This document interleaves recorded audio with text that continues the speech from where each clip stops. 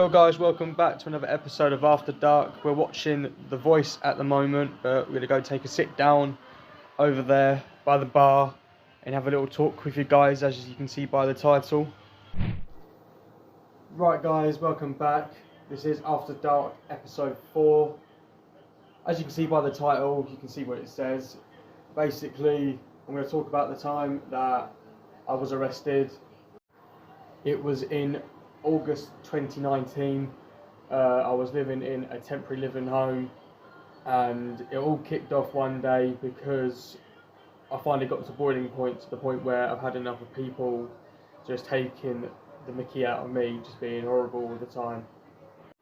Because whenever I'd go to stay at families, I'd come back home to my door locks being glued, my gas and electric box being glued, and that kind of stuff would happen daily. I'd have to wait 3 to 4 hours just for someone to come out to open my door for me, or someone to come out to sort out the problem with the glue in the gas and electric box.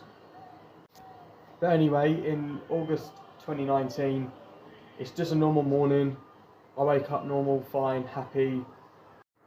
So I got up feeling happy, was about to go see family. Spent the whole day with them until about 6 or 7 p.m. Got home, and I'd noticed I left my door open when I went out in the morning. So clearly someone could have went in there. Anyone could have went in there, but I don't think anyone did, because nothing was touched, nothing was moved. I thought, you know what, this is fine. No one's done nothing. So I carry on doing what I'm doing. Go to start cleaning. And bear in mind, I didn't try turning on lights or anything, or plug the phone in on charge, because it was still light outside. My phone was fully charged, so I just didn't check to see whether they'd done something. Until I went to go use the bathroom, go turn the bathroom light on, and the light wasn't coming on. That's when I then noticed that I had no power in the flat, because the neighbours near me, they'd filled my gas and electric box again with glue, with proper super glue, which this time it was going to be a long wait because it was quite late at night. It was like 6 or 7 or 7:30 p.m. So basically I had to sit inside a flat with no gas, no electric for hours. I then got to the breaking point where, you know what, it was getting to me. I woke up with my phone dead, and I was just getting really stressed out because I wouldn't know if family tried contacting me or anything. It got to the point where it got to about 2 p.m, still heard nothing, no gas, no electric. And because the place is a temporary living place, there's staff.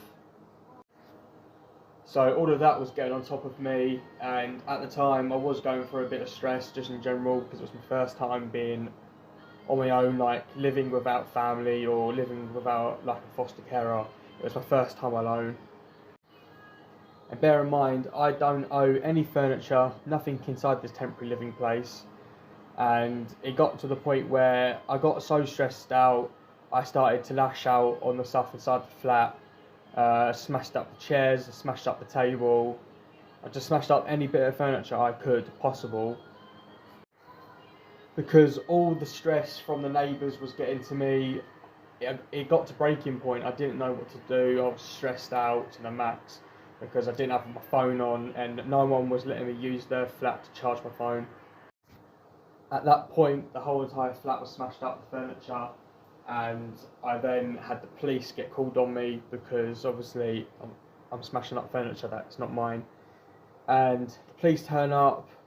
I started to put all the broken furniture by my door so no one can get in, because it just felt like I was going through something I've not been through before. It was just, my mind was just like, why have I smashed that up? Why have I done that? Because I'm not that type of person to get angry at something like that. I tend to try and talk about it, chill, let's talk about it, let's sort things out that way. But obviously that day, something in me flipped, because I just had enough of being just harassed every day with my locks being glued. So time passes, and the police have been outside waiting for about 30-35 minutes. I've still not opened my door. So yeah, I had the sofa and everything pushed up into the door. I was stressing out. I hadn't gone through anything like that before. And they stood behind my front door trying to tell me to open it, and obviously I was not having it. The sofa was up against it. I was stressed out because, to me, at that point, I was going through thoughts in my mind.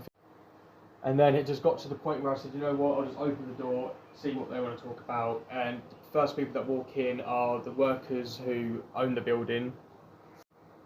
They walk in, they see the damage, the police walks in as well, and at that point I knew what was going to happen. But the police didn't say anything to me about that at first. They took me downstairs just for a chat. Obviously I knew what was going to happen. And I went down there, we went for a chat. They then put me in the back of a police van just to go in there for a chat, just to see whether I was alright mentally. It was then at that point they then said to me that I'm under arrest for criminal damage, and my heart just sank, and I was like, you know what, I don't know why I've done this, why have I done that? Like, kind of like a thought in my head was like, well, why am I being arrested for something that's happened inside my flat? I've broken stuff inside my flat.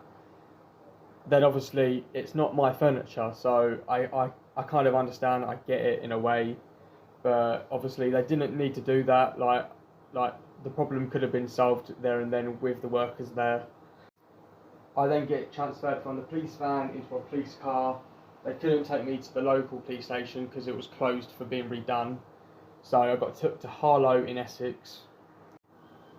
I was absolutely shitting myself sitting in the back of that car because I just didn't know what was going to happen, because that's never happened to me before. So we get down to Harlow, I get booked in, I get searched. I'm stood at the desk and they're talking to me about what's going to happen next, where I'm going to get put. At that point, I was then told that I wasn't going to be let go, I was going to be charged with the criminal damage. And at that point, I then started to kick off a little bit. Well, not kick off, I just felt the stress was building up in me again, and I was like, no, I'm not staying here, I want to go home, I'm not doing this right now. And to be all honest with you, I started bursting out in tears. I didn't know what was going on. My head was just in such a puzzle, in such a maze from just months and months of constant just trying to hurt me, like putting glue in my door, doing all sorts. I then got took from the desk down to the cells to wait to be spoken to by someone. And there was several people just shouting. It was the most horrible sound ever. People just shouting and swearing. Someone saying, in a word, saying fresh meat, fresh meat.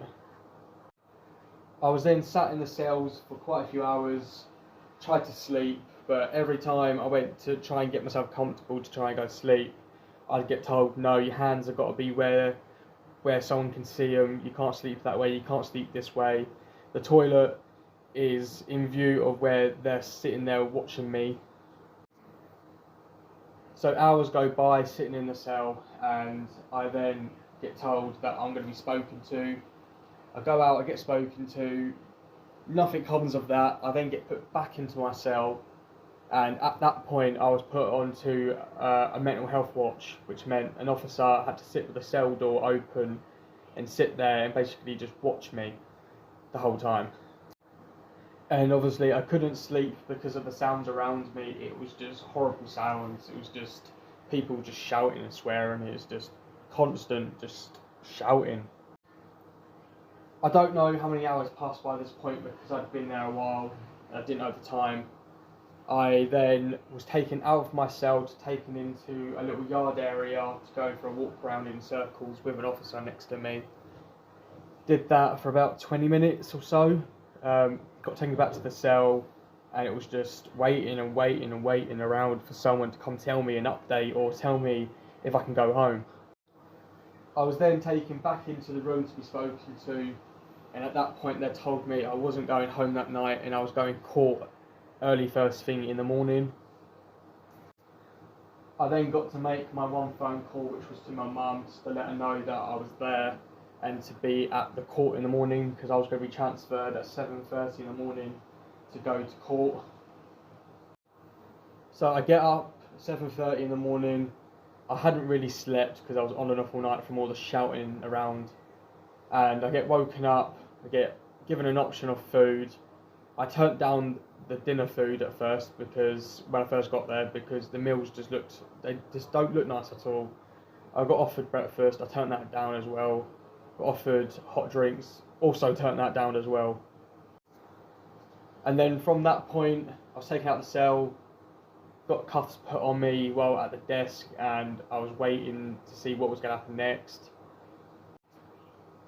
We then go into the first room to be checked, searched again, make sure everything's good, and then we go out the other main door leading out to the van. And like, I've seen these big white vans on like shows and films before, taking people to court and everything, but I never thought I'd be stepping foot into one of them. I get put into one of the little rooms inside the van, and you can see all the writing on it from all the people that have been there, that have sat in that same room. I can still remember now, I could see years written on it saying like 2K19, 2K something else. It was just people just thinking it's a good thing to be in there when it's not. It's just really not. So we're travelling in the van, it's just absolute silence. So at this point we're then travelling from Harlow to Chelmsford, and the whole time I'm just overthinking everything. I'm like, why did I do that? Why did I smash up that room? At that point I'm just sitting in the van stressing about what's going to happen next, and we're travelling for quite some time because it is a bit of a distance from Harlow to Chelmsford, especially in a van like that. We pull up to Chelmsford Court. Then from the van we get taken down to the cells underneath the court. I then get placed inside a cell to wait there until my court time was to be called. I'm then taken from the cells up to the main courtroom, where I was then told, I was read out a list of things that I'd apparently broken, and apparently I broke the oven, the fridge, and everything else that needs to be used in the kitchen. Apparently I smashed. I didn't break the fridge, I didn't break the oven, and I definitely didn't break anything else in the kitchen. I only smashed the table, the sofa, and the set of chairs, and the bed frame. That's the only thing that got broke. So I don't know how they added on the fridge and added on everything else. I just don't know how that happened. And then the judge starts talking to me, trying to explain what I've done, and just going on about it all, just talking about everything that I damaged. At that point, he then granted me bail and taken back down to the cells to wait to be let out. I finally got let out. I was wearing red bottoms with a white top. The red bottoms is what they gave me, and a bag with my clothes and my phone and my flat keys. At this point I'm walking through Chelmsford like, okay, I just want to go home, have a bath, chill out. Obviously I get home and it's still an absolute tip, everything's smashed up to bits, and I took them a few hours to sort that out, and I just took some time to think about what I did. Obviously I know I shouldn't have smashed the flat up, but obviously the actions of other people weren't taken care of. Like, why didn't they get done for putting glue in my door, putting glue on my gas and my electric? Basically I felt like I was the bad person for getting stressed out about it and smashing the flat up. Fair enough, I was, but obviously still to this day they didn't get told off for it. I was then on bail for quite a bit of time. I then had a court date to go and attend and court fines to pay.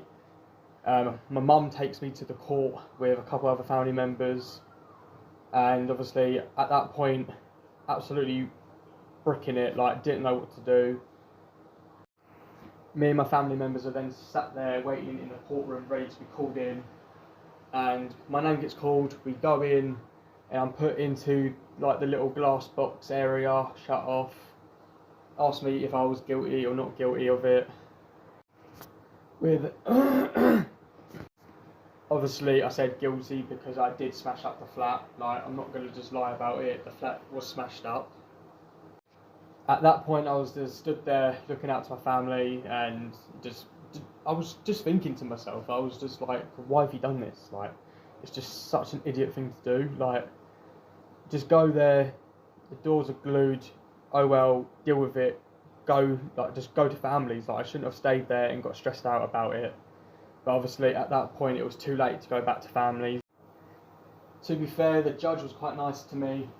He then, after all the talking was done, he then sentenced me to a 12-month suspended sentence, which meant during the 12 months you can't do anything to mess up, because if you do, you're basically getting called back in. I then spent 12 months on a sentence thing, and after the 12 months I was then told that it was now over, everything was over, which obviously during them 12 months I didn't do anything. I just kept my head down. I then got a job and I was working in a kitchen. Like during them 12 months I got a job. Them neighbours had then moved away, so I didn't have any drama with them again, and everything started to seem up. I was working every day in a kitchen. It was a bit of an odd job because I was just getting shouted at 24/7 to wash these dishes there, wash these dishes there. Like, it was just a bit stressful, but I mean, a job's a job, isn't it? You can't whinge about it. So yeah, that was a bit of an after dark story time. Just talking about me, basically. But thank you guys for listening in to episode 4 of After Dark. This was a bit of like a story time. Just whatever you do, like when you get in them kind of spots where you're getting stressed out, you don't know what to do, just don't get angry about it. Just take some time, think about it, and just don't do what I did. Just don't smash up your home. Just don't do anything like that, because as soon as you do it, you then think about it all the time. You're like, you know what? Why did I do that? I shouldn't have done that. But anyway, guys, this is going to be a wrap on episode 4. Thank you for tuning in. I'll be back tomorrow with a vlog, and I'll catch you there. Peace.